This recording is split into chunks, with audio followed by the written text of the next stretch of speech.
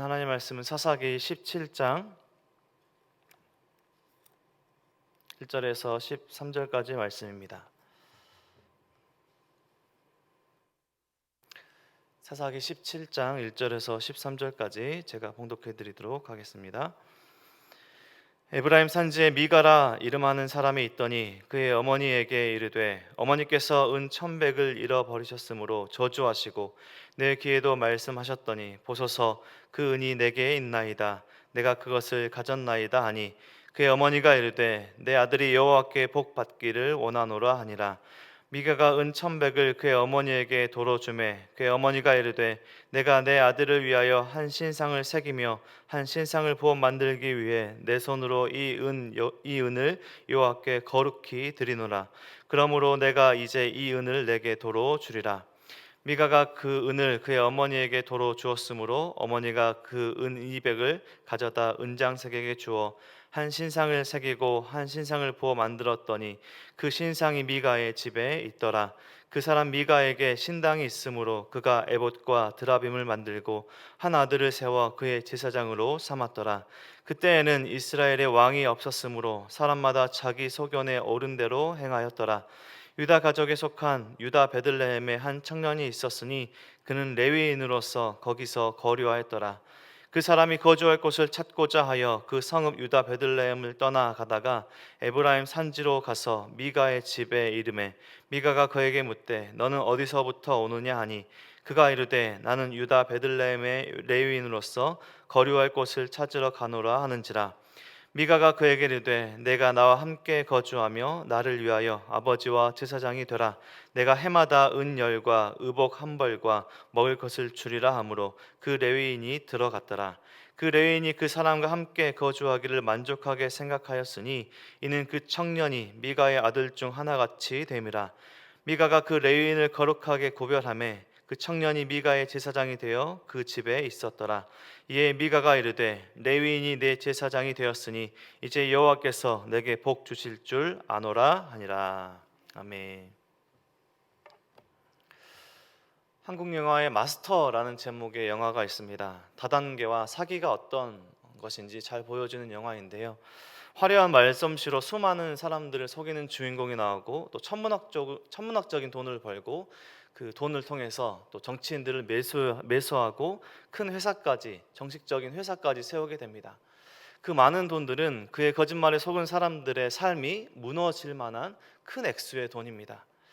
그런데 그 큰 돈에도 만족하지도 못하고 더 큰 돈을 벌려고 사기를 치다가 결국에는 악한 그 일당들이 잡히면서 끝이 나지만 그 엔딩을 보면서 통쾌함보다는 좀 씁쓸함이 남는 영화입니다.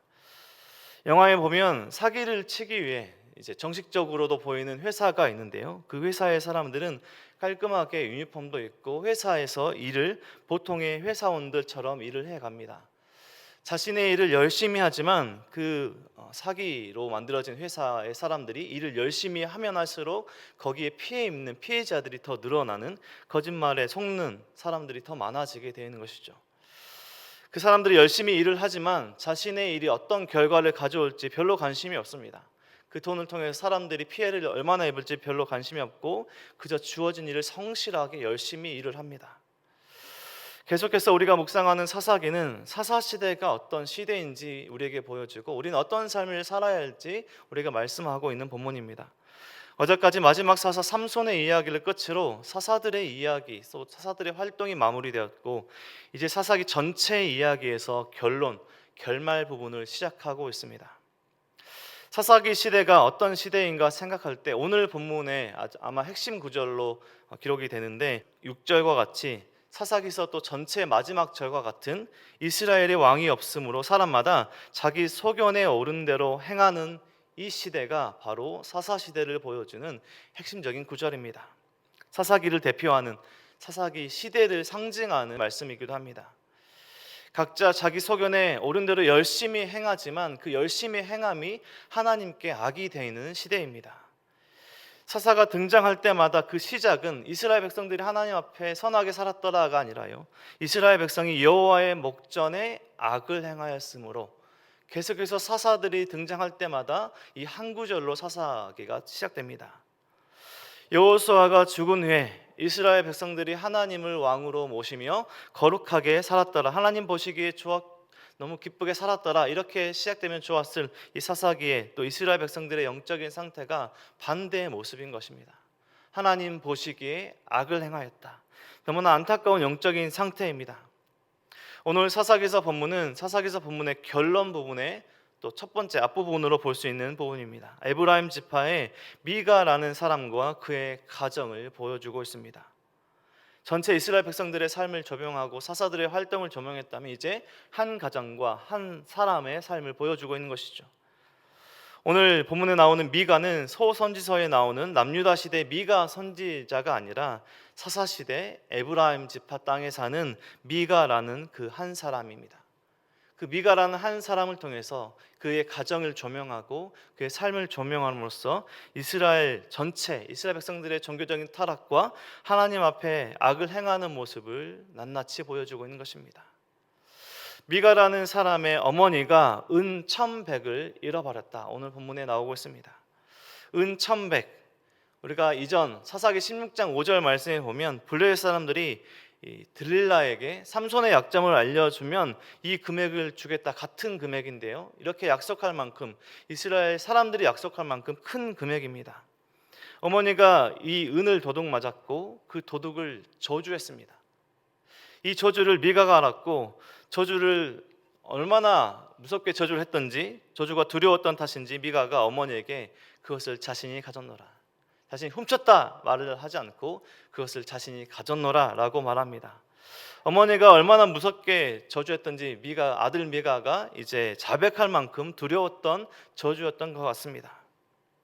어머니는 그 도둑이 아들인 것을 알고 저주를 축복으로 바꾸어서 여호와의 복을 빌어줍니다. 오늘 본 말씀을 보면 회개의 모습과 또 책망의 모습, 또 그 하나님 앞에 회개하는 모습이 전혀 나오지 않죠. 미가의 회개는 전혀 없고 저주가 순식간에 축복으로 바뀌는 모습들을 보게 됩니다. 미신적인 모습을 보게 됩니다. 그 어머니의 말, 여호와께 복 받기를 원하노라. 이 말은 하나님의 이름을 거룩하게 높여드리는 것이 아니라 망령되이 일컫는 한 부분일 수 있습니다. 여호와께 복 받기를 원하노라. 하나님의 이름을 언급하고 있지만 진정 하나님께서 원하시는 그런 복을 구하는 것이 아닙니다. 내가 저주를 했다가, 내가 축복을 했다가, 예배와 우상 섬김이 혼합되어 있는, 너무나 타락해 있는 혼합 종교적인 모습인 것입니다. 미가의 어머니는 돌려받은 은으로 또 신상을 만들게 됩니다. 그런데 이번에도 하나님의 이름으로 신상을 붓고 만듭니다. 3절 마지막 부분에 한 신상을 부어 만들기 위해 내 손에서 이 은을 여호와께 거룩히 드리노라. 하나님께 거룩히 드린다라고 하면서 부어 만든 신상을 하나님께 드린다라고 하고 있습니다. 전혀 맞지 않는, 하나님께서 기뻐하시지 않고 하나님께서 원하시지 않는 한 방법의 삶의 모습인 것입니다. 전혀 하나님께서 말씀하시지 않는 자신의 소견에, 자기의 생각에 옳은 대로 행하고 있습니다. 열심히 구하고 열심히 드리고 있지만 하나님께서 보시기에 악을 행하고 있습니다. 그렇게 만들어진 신상이 미가의 집에 있고, 이제 미가는 제사장의 의복인 에봇을 만들고 우상인 드라빔을 만들어 자신의 집 한켠에 신당을 만들게 됩니다. 자신의 집이 신당이 되어버린 것입니다. 그리고 자신의 아들 중에 한 아들을 제사장으로 세웁니다. 여러분들, 제사장이 어떤 사람들이 되어야 됩니까? 레위인 중에 한 사람이 제사장이 되어야 되죠. 하지만 자신의 소견에 오른 대로, 자신의 생각대로 자신의 아들 중에 한 사람을 제사장으로 세우고 그 신당에서 섬깁니다. 그것에서 과연 하나님을 섬기는 것일까요? 여호와께 복을 빌고 하나님께 드렸다라고 하지만 그것은 하나님을 섬기는 모습이 결코 아닌 것이죠. 에브라임 산지라는 이 미가의 지리적인 언급은 에브라임 지파 땅에 어느 곳이 있었냐면 성막에 있었던 예배의 장소 실로가 있었던 곳이 이 에브라임 지파 땅입니다. 실로가 가까이 있음을 알 수 있는 중요한 정보인 에브라임 지파 땅에 실로로 하나님께 예배 드리러, 하나님께서 말씀하신 대로 예배 드리러 나아가지 않고 자신의 소견에 어른 대로 자신의 집에 신상을 만들고 마음대로 제사장을 자신의 아들로 세워서 예배라는 것을 드리고 있습니다. 하나님께서 원하시는, 하나님께서 말씀하시는 예배와 제사가 아니죠. 열심히 무언가 하고 있지만 그것이 결국 하나님 앞에 악을 행하는 모습들입니다. 이스라엘 백성들 그리고 한 지파, 한 가정의 타락의 끝을 보여주고 있는 오늘의 본문입니다. 16장 전반부의 결론이자 사사기 전체의 결론의 마지막 절이기도 한 16장 6절 말씀입니다. 그때에는 이스라엘의 왕이 없었으므로 사람마다 자기의 소견에 옳은 대로 행하였더라. 그때 이스라엘 왕이 없었습니까? 영원한 왕이신 하나님께서 왕으로 계셨고 자기의 소견이 아니라 하나님의 말씀대로 살아야 했을 이스라엘 백성들이 이스라엘의 왕이 없었으므로 사람마다 자기의 소견대로 옳게 행하는 악한 시대가 되었습니다. 베들레헴의 모든 한 레위인이 마침 그 미가의 집에 오게 되고 그 레위인에게 이 미가가 보수와 마땅한 또 장소를 제공함으로써 자신의 집에 제사장으로 고용하는 그 뒤의 이야기가 또 이어지죠. 이 레위인도 하나님이 정하신 곳에서 맡겨진 직무를 해야 했음에도 여기저기를 마음대로 다니고 미가는 그 레위인을 자신의 산당의 제사장으로 고용한 오늘 후반부의 말씀을 볼 수 있습니다. 그리고 다시 하나님의 이름으로 복을 구하며 오늘 본문이 마무리되고 있습니다. 오늘 마지막 저 13절에 보면 이에 미가가 이르되 레위인이 내 제사장이 되었으니 이제 여호와께서 내게 복 주실 줄을 아노라. 여호와의 이름으로 거룩하게 구별하여 드리고 여호와께서 내게 복 주실 줄 아노라. 하나님의 이름으로 드리고 하나님의 이름으로 구하고 있지만 전혀 하나님께서 기뻐하시지 않는, 하나님께서 말씀하시지 않는 방법의 예배와 삶의 모습으로 살아가고 있습니다. 오늘 사사기 본문에 에브라임 사람 미가와 그의 가정을 봅니다. 하나님께서 우리의 나라와 우리 교회와 우리의 가정과 우리의 삶을 오늘 미가와 그의 가정처럼 만약에 보신다면, 우리의 그 행함을 기록하신다면 우리의 가정은, 우리의 공동체는, 우리의 삶은 어떤 모습으로 그려지게 될까요? 사사시대는 아무것도 안 하던, 하나님 앞에 아무것도 안 하던 시대가 아니었습니다. 미가도 그의 어머니도 레위인도 무엇인가 열심히 하고 있음을 보게 됩니다. 무엇인가 행하고 있음을 보게 됩니다. 하지만 그 모든 종교적인 열심이 하나님의 기뻐하심으로 하나님께서 원하시는 방법대로가 아님을 보게 됩니다. 종교적 열심은 있지만 하나님의 이름으로 무엇인가 하고 있지만 자기의 소견대로, 자기가 원하는 대로, 자기가 하고 싶은 대로 하나님을 섬기는 것과 우상을 섬기는 것과 혼합되어서 결국에는 하나님께서 심판하실 죄 가운데 있음을 보게 됩니다. 열심히 뭔가 하나님의 이름을 구하고 하나님께서 복주심을 구하고 뭔가 하나님께 뭔가 나아가고 있는 것 같지만 그들의 삶은 하나님께서 축복하실 자리가 아니라 심판하실 자리와 삶을 살아가고 있음을 보게 됩니다. 오늘 본문을 통해서 우리의 삶을 돌아봅니다. 우리의 가정을 돌아봅니다. 우리의 공동체를 돌아봅니다. 우리의 열심과 우리의 어떠한 행함은 하나님께서 기뻐하시는 바른 길 위에 하나님께서 원하시는 방법대로 예배하며 살아가고 있습니까? 하나님을 위해 행한다고 하지만 결국은 내가 원하는 대로, 내가 생각하는 대로 살아가고 있는 우리의 삶의 모습은, 또 신앙의 모습은 있지 않습니까? 경건의 모양만 있는 껍데기의 신앙이 아니라 진정 우리의 삶의 모습은 하나님 보시기에 선을 행하는, 하나님 보시기에 좋았더라 라고 말씀하실 수 있는 삶을 살아야 할 것입니다. 우리가 너무나 잘 알지만 우리의 생각대로 살기에는 우리가 너무나 연약합니다. 우리가 넘어질 수밖에 없습니다. 그래서 우리의 간구 속에, 오늘 예배의 시작 속에, 우리의 하루의 시작 속에 하나님 우리의 삶을 붙들어 주셔서 우리 스스로 우리의 생각대로 그렇게 살 수 없지만 우리가 하루를 살아갈 때 하나님께서 기뻐하시는, 하나님 보시기에 선을 행하는 모습으로 거룩한 삶을 살아갈 수 있도록 우리의 삶을 붙들어 주시옵소서.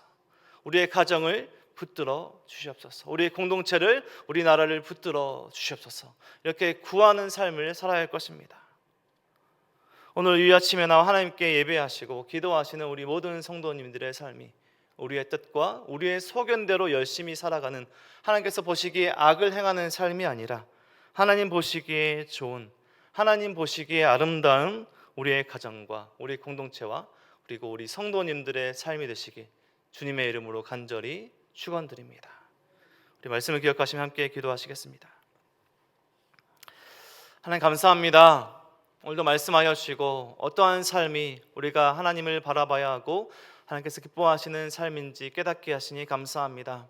하나님, 자기의 소견대로 하나님을 왕으로 모시지 않는 사사시대를 계속 볼 때마다 우리는 그렇게 살아야지라는 우리의 삶의 결단이 아니라 우리의 반면교사를 삼고 우리의 거룩함을 다시 한번 되돌아보고 우리의 열심과 우리의 삶을 되돌아보며 오늘 하루를 살아갈 때, 우리의 평생을 살아갈 때 하나님께서 기뻐하시는, 하나님께서 원하시는 삶을 살아갈 수 있도록 우리의 삶을 붙들어 주시옵소서.